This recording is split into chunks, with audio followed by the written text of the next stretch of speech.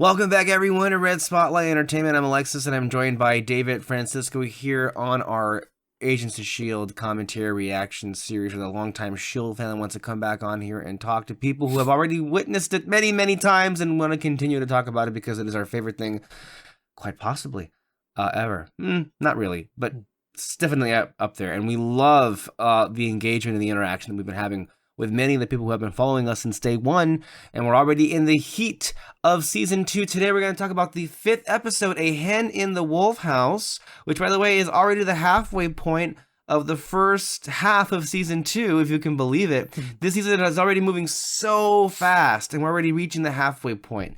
Today's episode is written by Brent Fletcher and is directed by Holly Dale. It was broadcast originally on October 21st, 2014. To 4.36 million viewers.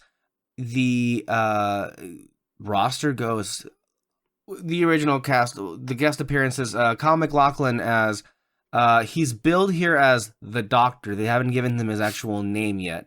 Of course, he's playing Cal, which is Sky's father. BJ Britt as Antoine Triplett. Reed Diamond as Daniel Whitehall. Henry Simmons as Alfonso McMackenzie.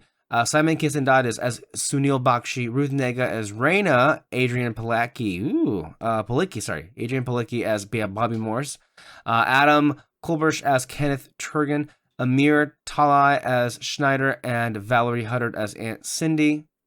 And of course the main cast, Clark Gregg, Ming-Na Wen, Chloe Bennett, Brett Dalton, Ian DeCastricker, Elizabeth Henstridge, and Nick Blood as Lance Hunter. And of course, this is the introduction of recurring guest star Adrian Palicki. What do we got here? Anything else to say as far as the episode is concerned? Not quite yet. So we're already revving up, ready to go. But before we actually get into the episode, let's check in with some of the comments that have been left for us. And sometimes we record 2 episodes in a single week, and so we're not going to actually discuss the comments that was left from last episode. We're actually going to go ahead and get into the comments from episode 3. David. Okay. First one's from Silva Sofa. Nice late Friday surprise with this episode drop. Sorry about that. What was it? I worked the day before on Thursday, and then I had an interview Friday morning, and so I just... It's been a rough time. Yeah. Can we get that out of the way with? It's been a rough time for a multitude of reasons. Yeah. Work happens to be one of them. I myself happen to be very much swamped with it, which would also explain why there hasn't been a regular Red Spotlight schedule this year for the main podcast. I mean, we've been trying to have it. We've been having at least maybe once or twice a month, but we haven't done a main Red Spotlight podcast since Joker came out, and that was a long time ago at this point. And there's been things to discuss, but availability is not really, it's non-existent.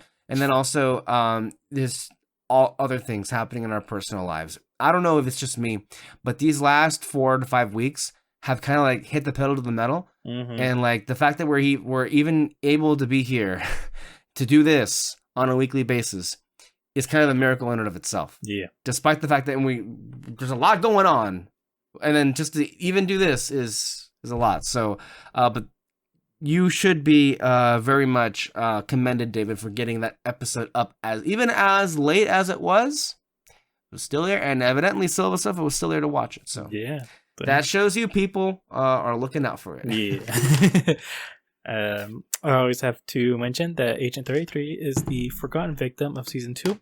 I feel bad for her more and more each rewatch, and I always have to put a pin here for the Sky Donnie moment, as this needs to be referenced later in season 5 for a particular moment that centers around Ruby. Enjoy the weekend, fellow agents. Okay. Interesting. Okay, I'd like to. I guess we'll get there when we get to season 5. Next one's from Gary Marshall. Season 2 is where Fitzsimmons became Fitz and Simmons, as each of these characters go through their own arcs, so that when they finally come back together in mid-season 3, they are better people for that. Oh, sorry. In mid-season 3, they are better people for that. Okay, I bet. Yeah. for sure. Next one's I love the choice. Also, Gary Marshall. 2 more comments from Gary. I love the choice of God Help the Girl for the Simmons montage, which includes her dead job to say she needs a meeting, and feel that this could easily be the theme tune for the rest of the show. One verse in particular shows her current thought process through Fitz. There is no way I'm looking for a boyfriend. There's no way I'm looking for a scene. I need to save some dough. I'm a working girl, you know.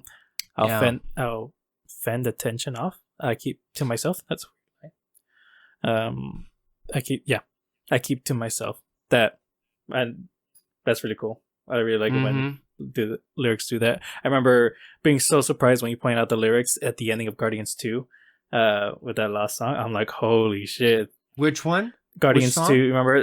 In the Blue Guys. You mean the funeral. commentary that we did? Yeah. For Yondu's funeral? It would be father and son, right? Basically, just like the lyrics were very much Yondu's life. Yeah. Oh my god, that song is so beautiful. Yeah, that's great.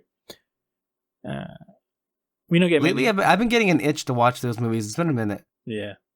Go ahead, continue. Sorry. We don't get many Coulson Simmons scenes, but I love the Coulson dad scenes in this episode with both Gemma and Fitz. He's very protective of all the bus kids, and it shows in these simple scenes.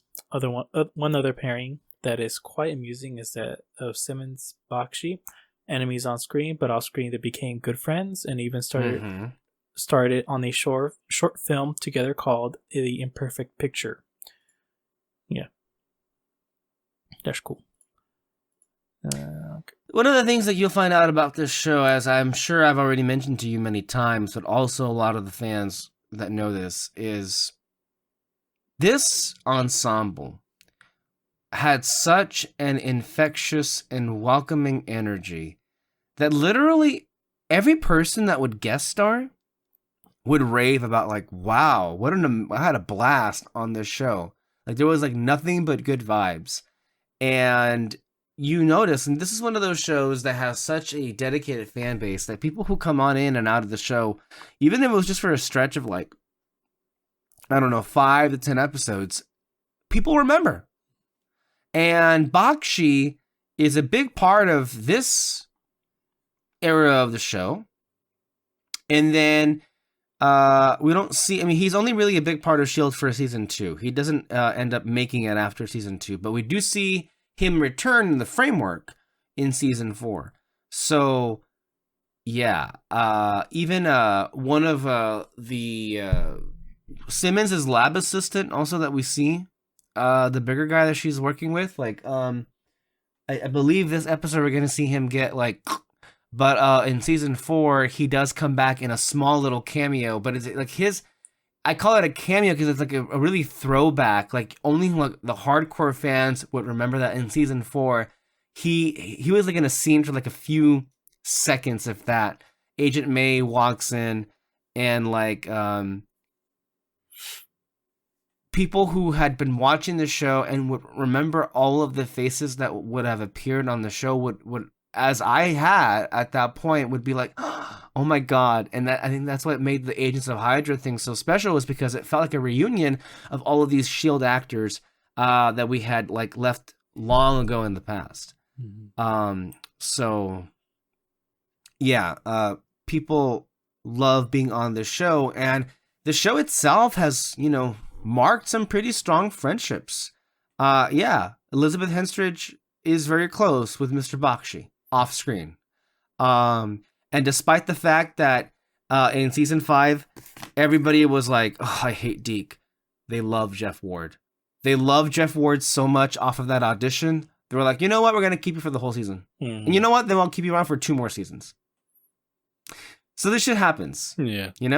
And I think that's part of what made it such, I don't know, why fans of the show love the ensemble so much, is how much it felt like a family, like you were watching a family. And you can tell that people just about everybody involved on this show, not just only had an amazing time, but was very much passionate about the work that they were doing. So yeah, to me, like I mentioned to you at the beginning of this season, from this point going forward, we're all good. And I think we've already reacted to 4 episodes of season 2, and we're like just in it, just like completely sucked in. Last episode was so much fun. The May versus May, such a good one, and I can't wait to read the comments for that one in the next episode. Yeah. David, any more comments? Last one from Shield Vids. Some people have noticed that Hydra seems to be public, but Simmons' partner comments about the higher you go, the scarier it is, and she has a pass for a specific floor. Hydra is in a public building with a friendly doorman because not everyone can access those floors, and there's most likely other companies in the building. Hydra is hiding among other companies, which, yeah.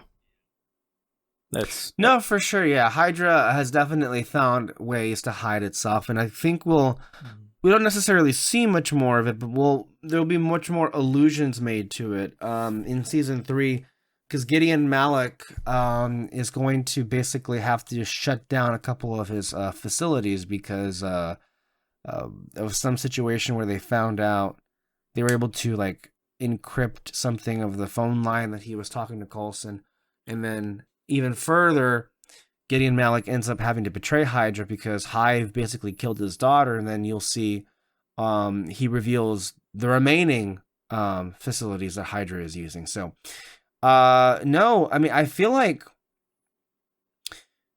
there is... Look, this is a show called Agents of S.H.I.E.L.D.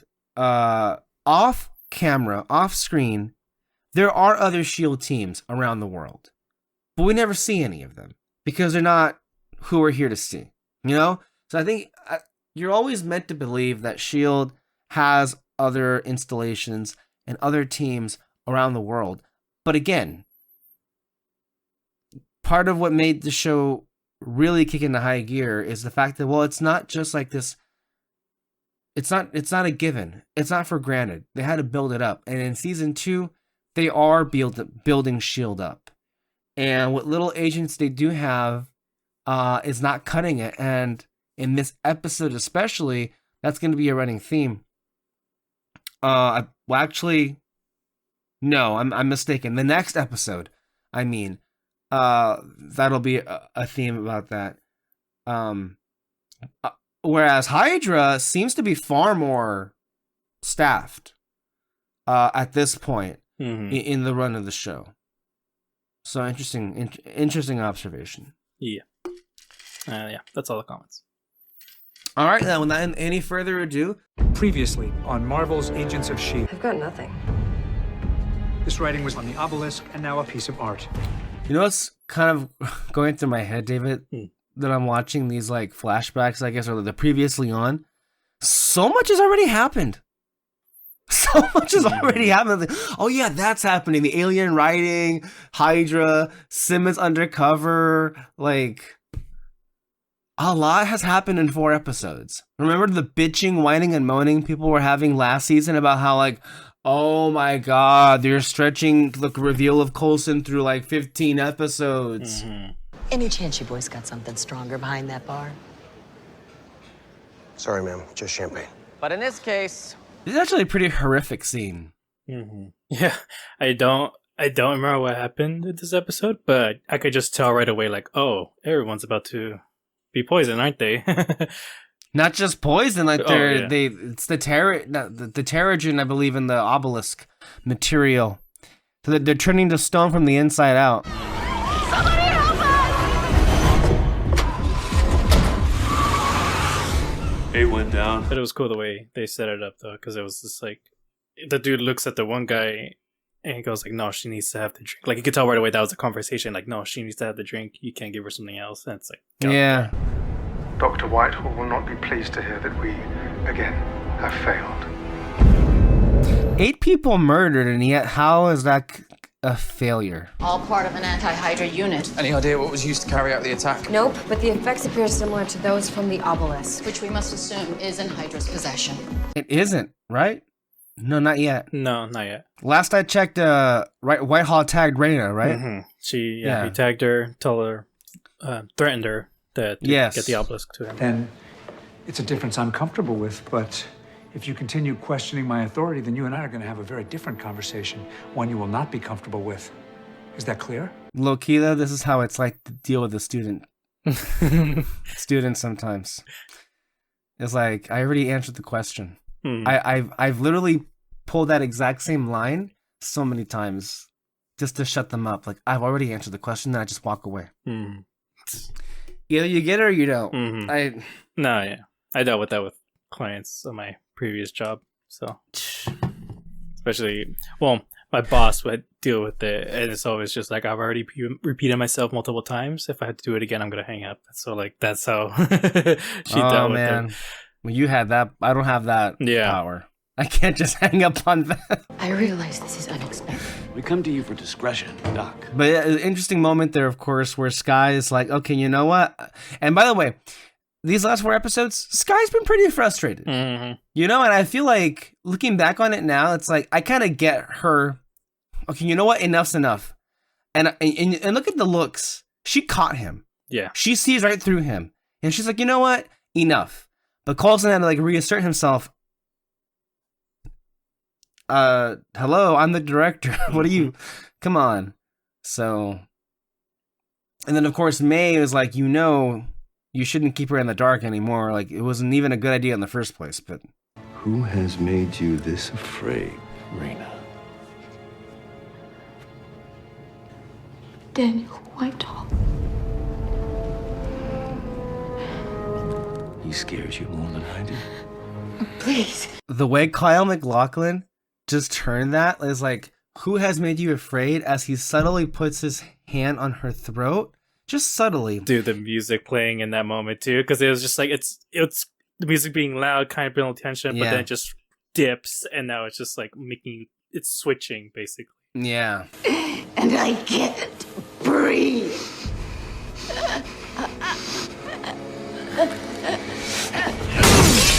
Jeez. There's a lot of things that this scene tells you. I think before, in his previous scenes, there wasn't much we could glean from. But here, it's really interesting because... Sorry. Daniel Whitehall will cut me to pieces. Yes. He will. You can read that he's unstable. You can read that he's emotional. You can read that he cares about his daughter so much already. And yet something, despite the fact that he clearly is violent, he clearly is dangerous, and... I really wanted to bring you Sky. That's not our name. You see right there, the way he even said that speaks to how much humanity there is left in that man. And so off the bat, there's all of these different things that you're like, I don't know which way to go. Like, you're giving me so many signals here. Keep it together. But there's something about, look again, just how it goes from 1 to that death stare. It goes from 1 to 11 to like, that's not her name, to like, I'm gonna fucking kill you. And this is okay. Again, violent, dangerous. He killed those people off screen, and yet there's something good in him that you can already tell. I don't know. What was your first impression to this? To me, this is the first real introduction to what Cal is like. Oh my god. I was mainly worried for Sky because like what is she gonna think? Because I think it was very clear in the beginning, like, he's gonna be a bad guy. Like, there's no redemption of sorts with him, but he's a different kind of bad guy here. Yeah, he clearly is not the same as Hydra, and so that can get having like third parties or fourth parties here is interesting. That I've waited my whole life to get possession of the obelisk, to harness its power. Dr. Simmons, is it? Yes. The music here, it's like, it gets my heart beating too. The music in this one, it just keeps like going up and down. You know, it's rising tension and then stops you, gives you a different kind of tension and all that. Barry McCurry's working overtime with this sort of the composing. Do you have any idea what this means? We could kill millions of people, perhaps even billions. Pretty awesome, huh? Ooh. That's right, you're in Hydra. I wonder who he voted for in the last election. Max certainly has an impressive physique, wouldn't you say? Probably Kamala Harris. No, it's true. Look at him. He's quite a lot of a man. Oh, I keep forgetting.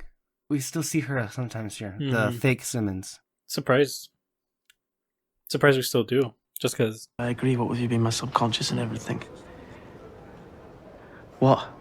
I can say that to you, it doesn't mean anything. There was a moment here where I was thinking, like, is there a part of Fitz is a little bit bi? Because his psyche was just like, I'm not saying he is, and he's not.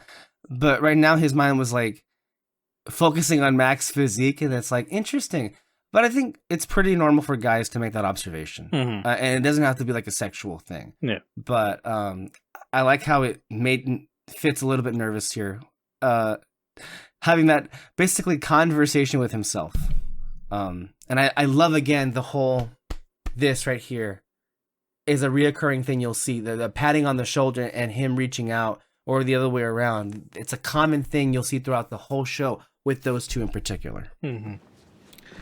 I was a fat baby.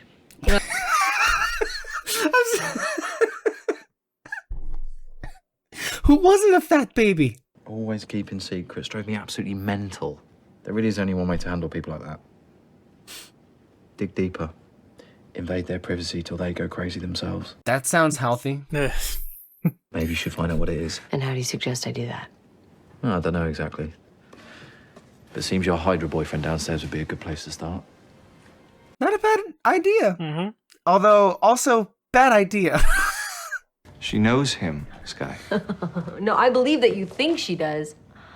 Do you not get it? Raina played you. She found your weakness and then used it against you. In fairness, that's what she does to everybody. Yeah. I mean, also, to Sky is like, why the hell would Raina know anything about me?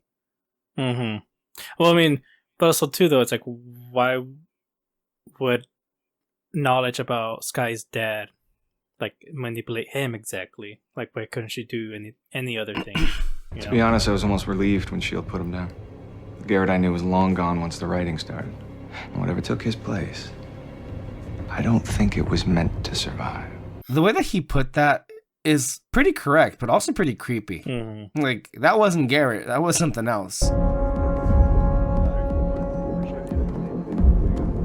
Oh no, Simmons. This is really bad timing.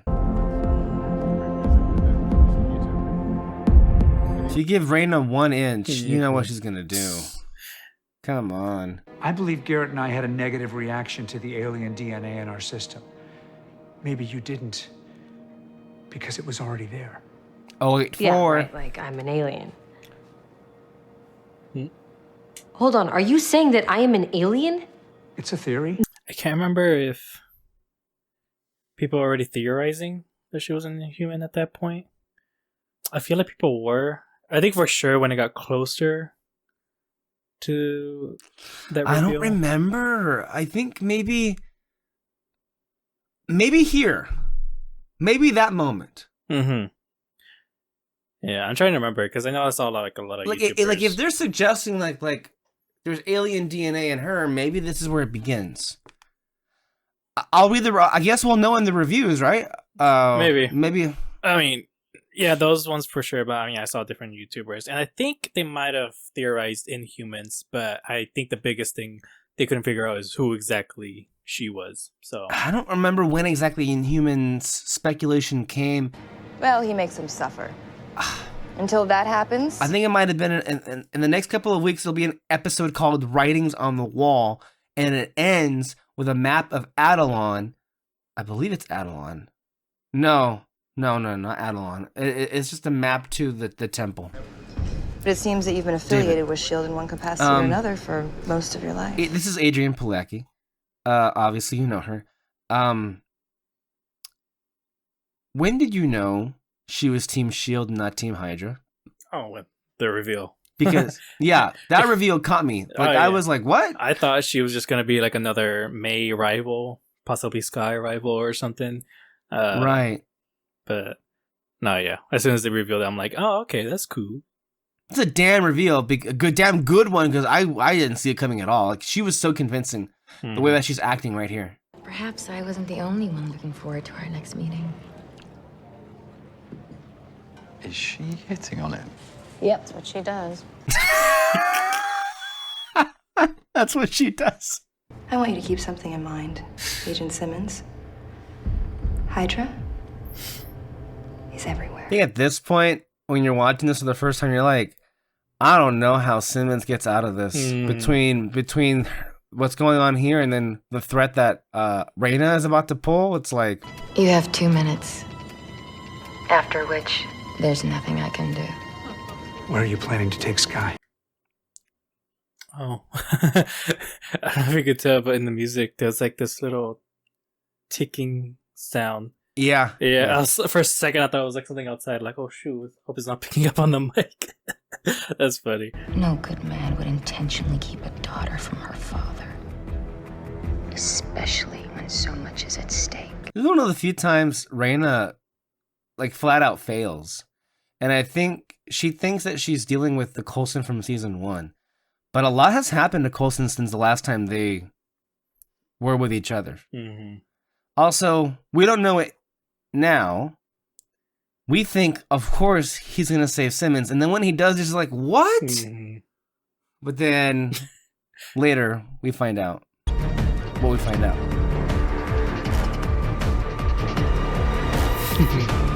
I love that. I love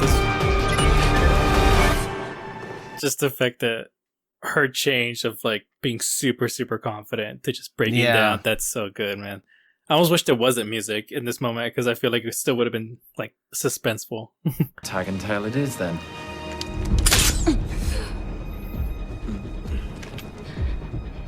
You're gonna use me to get to White House. At this point, I actually do feel sorry for Raina just because like one person after another is just manipulating her. And this is like her thing. She's the one that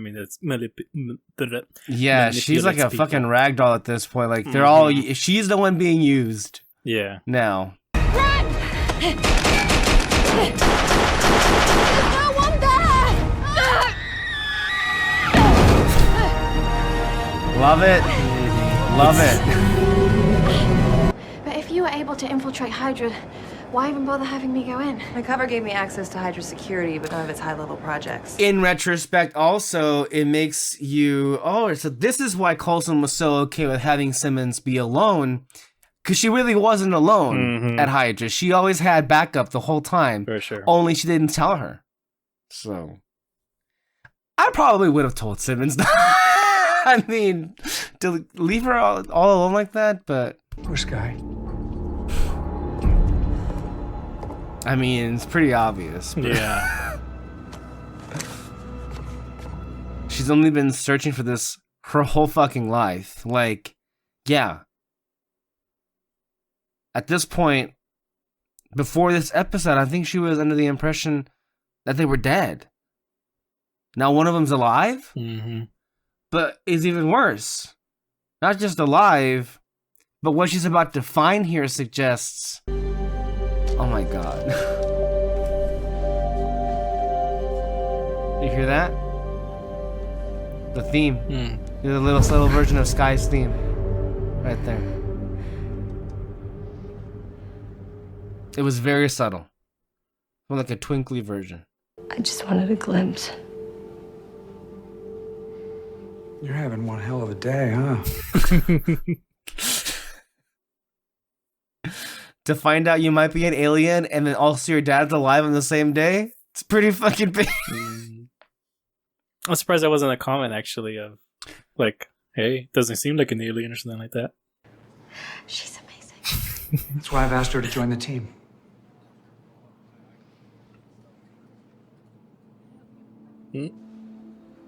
Oh yeah. About that. About Fitz. I think even Bobby knows. Like, and again, I think like there's an expectation maybe that this would be like a wonderful reunion, and yet it just feels very tragic. Long time no see, Barbara. Don't start with that again. Hey. Oh. Where you been up to? Oh, you know, working undercover at Hydra, acting all uptight and evil. While you two are undercover for the real Shield. Isn't that a coincidence right there? And then this. Hey, Hunter. Nice suit. Again, Nice do you suit. see in the background May smiling? When does May ever smile? Hunter ever tell you stories about his she-devil ex-wife? All the time. Damn. Bobby's one of our best agents. Oh, that's rich. They mind telling me what I'm doing here? It's easy. I vouch for you. Why the hell would you do that? Play nice. Oh my god, they're all enjoying this. So this is what you've been doing up here. Well, it's what I did yesterday. You're kidding. I don't know how else to explain it, but it needs to be carved. I love that theme, the DNA Kree theme that you hear that we first heard in 2001.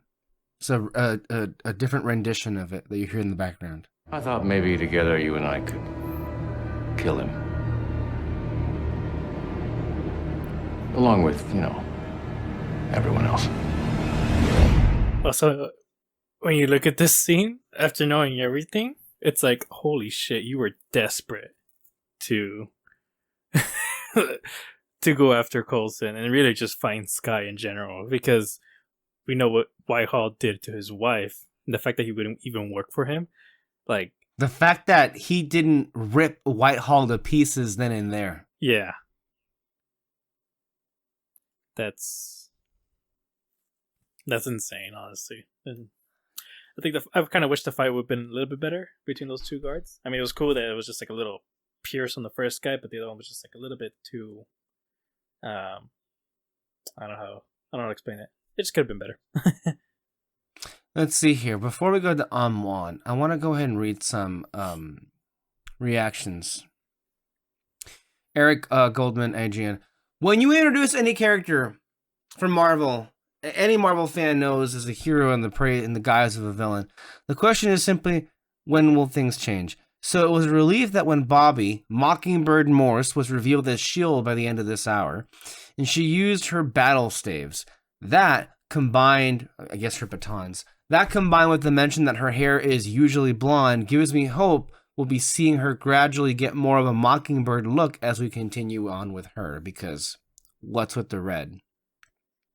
But it's great to have Bobby on the show, and Adrian Palicki got to show two very different sides. First as the stern Hydra agent, and then as the much more good-natured real Bobby. Let's see here. I did think this episode handled Simmons oddly in a couple of ways. First off, so much weight was put on Fitz no longer seeing the imaginary Simmons last week, then it felt odd to just have her still appearing to him this week. Well, I guess that's true, and yet the fact it remains that he's going to have that happen every now and then.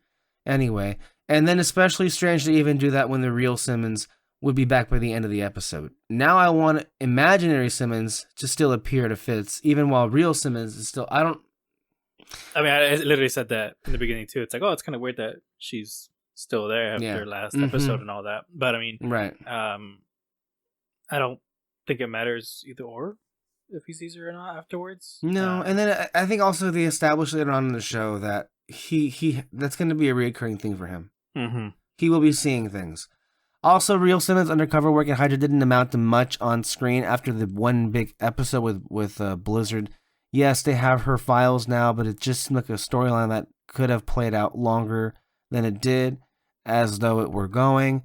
I mean, whatever. I don't think so, only because even though she's, doing more badass things as an agent, she's still not that great. So exactly. You can't really prolong it for her character specifically. I don't think you can prolong it for long.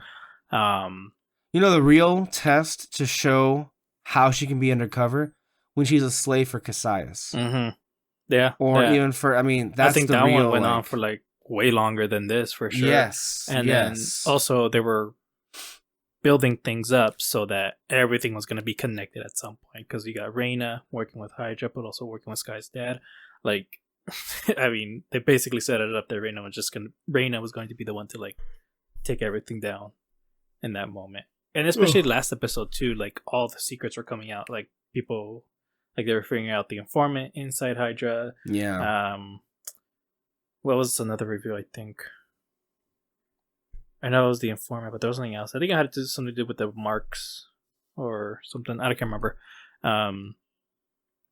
But yeah, basically last episode there was a lot of reveals. This one, it was just gonna keep going. So Eric Goldman continues. Otherwise, another solid episode. There was some great one-on-one interactions here, including an offbeat and creepy scene between Raina and Kyle MacLachlan's the Doctor, who we did see, in fact, perform illegal medical procedures. Though it became clear later, you really shouldn't piss him off. It was also gratifying to see Skye confront Coulson about his secrets, and for both of them to lay everything on the table, including, semi-humorously, the theory shared by many fans. Okay, so that's Eric Goldman alluding to the fact that fans have been sharing that Skye is an alien. Mm-hmm. Once more, I'll praise S.H.I.E.L.D. this season for its much improved pacing, as all of these issues are being dealt with in a much more straightforward manner, and the characters are behaving much more believably in terms of consistently seeking answers. You're having a hell of a day, huh? And the hug that followed was also a very sweet and funny moment for Coulson and Skye, and a much more human and genuine bit of interaction than all of his blind praise for Skye last season. Okay, Garrick, whatever.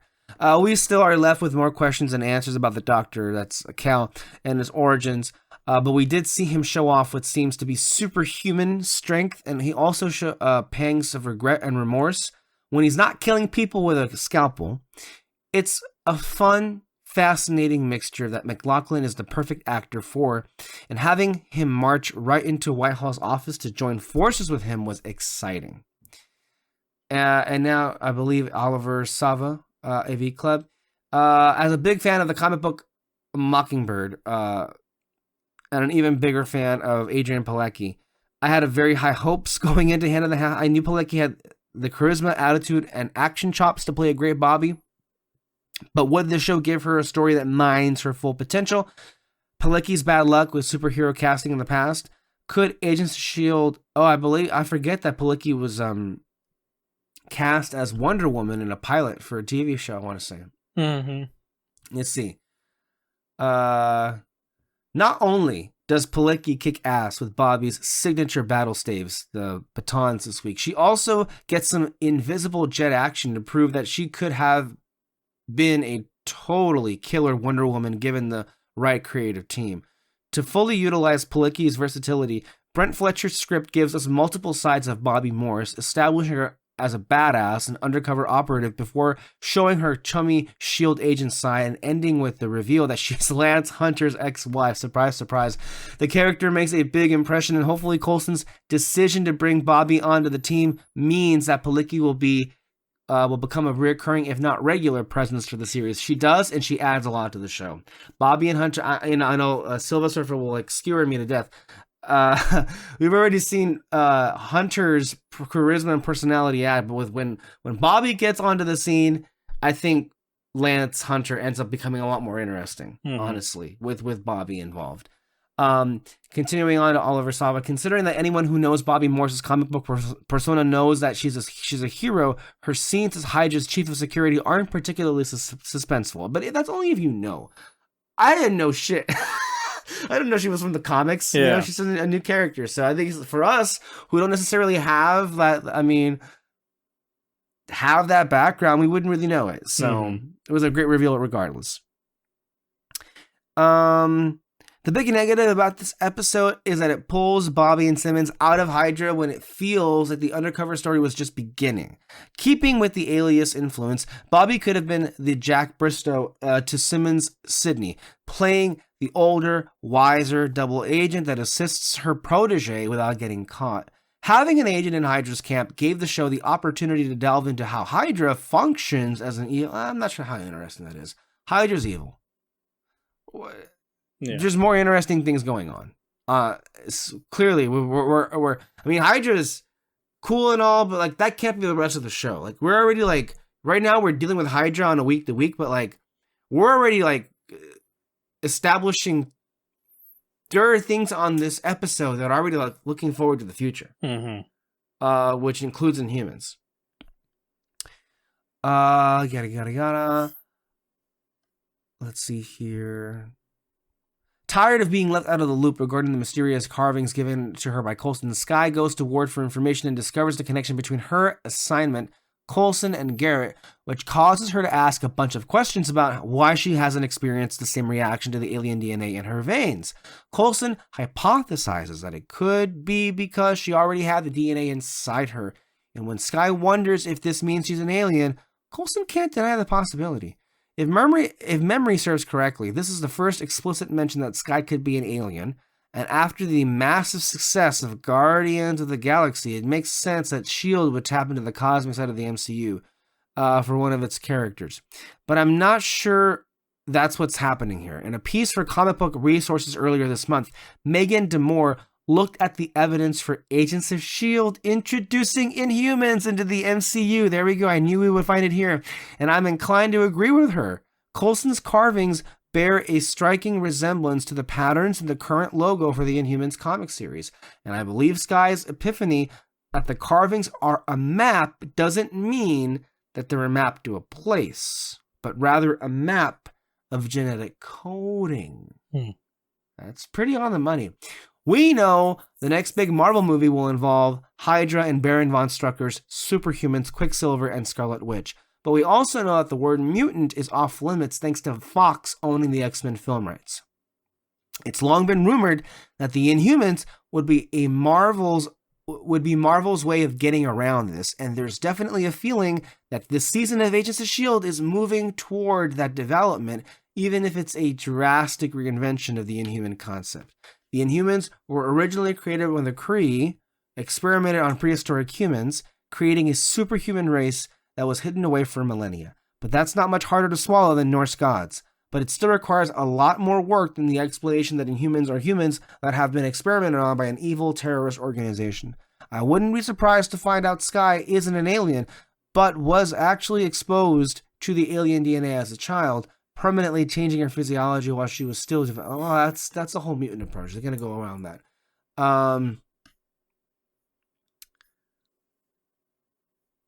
Kyle MacLachlan. There's a lot of mystery around his character, who appears to be some kind of clandestine doctor for criminals for the Deadly Temper. But there's a human element to the character that shines through in his love for his daughter, and emphasizing that aspect of his personality gives him a stronger motivation.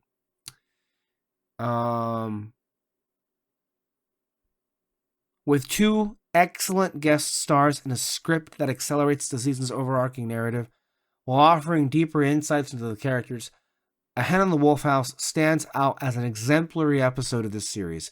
Agents of S.H.I.E.L.D. is finally on the right track as it forms its own identity, separate from the other Marvel properties, yet it feels more connected to the larger MCU than ever before. By the way, this is the same person who was shitting on this show for many, many weeks in a row last season. So, I mean, that to me is like the proof that season 2 is great. Like, it's really, really good. Yeah. So anyway, I knew we would find it in the review. So technically at this point I'm glad you remember that, David. So yes, people, evidently there was this person, Megan DeMore, who had already been this person, Megan DeMore, wrote a piece then for Comic Book Resources, and she was the one that was like, they're heading toward Inhumans. So it was already out there. But on the show, this is the first real, like, hey, wink, wink, nod, nod. You're right. We're going to go in that direction. All right. That being said, we go over to Amwan's reaction. Now, again, those are the reactions from the past. Now, here's some reactions from the present. 10 plus years later, what does somebody who's watching S.H.I.E.L.D. for the first time think of this episode? Which is why we have Amwan's reactions. We only have, of course, his commentary, but I would highly recommend you go and watch his reactions. They're highly entertaining. Well, that's a bit of an extreme measure. I mean, does everyone else include Skye? I don't know. It's just like raises so many questions. I just want to know more about him. We don't really know anything. He's super strong. He's very easily aggravated and volatile. He has these outbursts.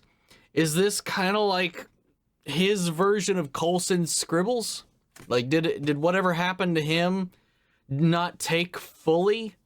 Or is it something else? You know, he knows the language. He knows what this thing is called in its native tongue, so he says. So that maybe led some credence to my theory about the relationship that maybe he had with Sky's mom, which then in turn led to Sky herself. We got the little tease of her real name maybe coming around the corner sometime soon. But yeah, he doesn't seem to be a good guy, to say the least. And it's definitely frustrated him even more that now, because she was able to trail them, that Raina led them to him in this situation. He couldn't meet her on his own terms. He couldn't set the stage. And she had to come across as dirty laundry. Now she thinks he's a monster. So that image that she's got of him is now tainted, and that frustrated him even more. It just pissed him off even more. The situation, though, that Raina got herself in was so shit. Being played by both these people as this kind of chess piece, and then when she came to Coulson, she was like, haha, here, help me get out of this situation with these other guys. And then she got played herself. It was like, whatever. I was like, yeah, burn her, do it. Bobby Morris. Yeah, the name does not ring a bell for me, man. I'm excited to get to know this character a little bit more. That's the fucking ex-wife that Hunter's been bitching about ever since he showed up. That's hilarious. How did it never come up? Or maybe it did and I didn't, like, store it away in my memory. How did it come? I'm just like, how did it ever come up, or did it, that she was a S.H.I.E.L.D. agent, that she was ex-S.H.I.E.L.D.? Did that ever come up before? If it did, I don't remember it. Everything's out in the open now, thanks to what Ward has spilled, thanks to what Sky has witnessed, thanks to Raina's involvement in this backing up of what Ward has said, kind of validating the information there within. Sky has kind of uncovered a couple of different things, that Ward was telling the truth about her father and was trying to help her find him. So that gave him some leverage and at least validated what he was saying, his point of view and all that, because she thought he was being naive to expect anything Raina said to be true. But then Raina came to them threatening Simmons' exposure in exchange for Sky to get out of this situation with her father, validating what he said. And then on top of all of that, that same information, you know, that she learned about what happened with Garrett, what he witnessed there, she was able to put two and two together to get Coulson's secret. There's a lot of things that just kind of unraveled in this episode, and as well as raveled. So it was fun. God, it was so good. You know, every time I'm like, oh, this is going to be one of those things we drag out, like almost the next episode or within 2 episodes, the show tends to address a lot of the things that are going on rather than drag it out. It keeps you engaged. It keeps you on the hook. I love it. You're never getting stale in the moment. And it's interesting to me, and I'm very curious to see how this unravels as well, is, you know, the episode opens with, you know, Fitz kind of, once again, conversing with his mental Simmons. And he's like, the advice she was giving, the gleaning that he was getting, was, hey, he's just got to move on. He's got to move on. And then she dissipated. But now, after that moment, is when the real Simmons returns. And it's just awkward. And they don't know how to gel. And obviously he didn't know if she was real. Does she know how fucked up he is in this situation? Or did she leave before really a lot of the started to show? Whoa, I'm so interested in that. No, because all this is out on the table, Coulson, yet again, has opened up to Sky about everything going on. Obviously, now they have to hunt down her father, who has the obelisk. Whitehall wants the obelisk, and now those two things have kind of combined into a singular goal, which is wild.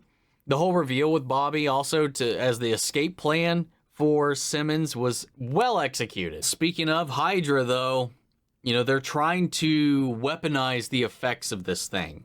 They're trying to get it to spread, isolate targets. They're trying to use this infection, or whatever you want to call it, this metamorphosis that it brings about, to target people and take them out, which then in turn, Sky's father knows much more about this thing. And he's like, hey, I can do you one better. I can tell you how to weaponize it. I can also tell you how to survive it. We still don't even know what this does necessarily. Like, perceptibly, it turns them to stone. Like, is that reversible? Like, what is it actually doing to them? If you can survive it, what does that mean? Do you have to undergo it first? Or is he going to teach them to be immune to the effects to begin with? I got so many questions. Some things that I know because I know what Sky is, I'm kind of wondering, I'm kind of seeing some dots on how these things may or may not connect. I think it has something to do with who and what Sky is, and obviously her connection to this 084, this obelisk. They share an origin, and obviously the GH formula that was injected into Garrett and into Coulson didn't take with them. But they were just human. They were just humans. She was an 084 from birth. She already has whatever this genetic structure is already embedded in her DNA, and she so far hasn't been exhibiting any signs of what Coulson and Garrett went through. Now, Coulson was given it, long before, Garrett and her, and he really didn't start to show symptoms until he first saw the writing for himself. And then Garrett almost immediately saw that and started scribbling. So they deteriorated much faster, and so far she's shown no signs, no triggers, and they've been trying to trigger her. That's why they've been giving her those things. They were trying to see if it would react with her, to see if she's safe or she's going to suffer the same problem that they are. But she's just been immune to it this entire time because she is of this thing. So I'm excited to see this unravel. Yeah, just about what you and I would say. Was there anything else we should say? I mean, about this episode or where things are going? I feel like it's kind of all laid out there. Yeah. It's just another strong episode. For sure. I'm one, hit the nail on that one, saying, everything they set up, every, 2-3 episodes later on, everything gets revealed and all that plays out, what they set up and everything. That's just how the show always worked. So, it's a great episode. Absolutely. Well, anyway, we're going to go ahead and end it off there. Thank you all so much for watching along with us this week, and catch us back next time here on Red Spotlight. All right, guys. Bye. Bye.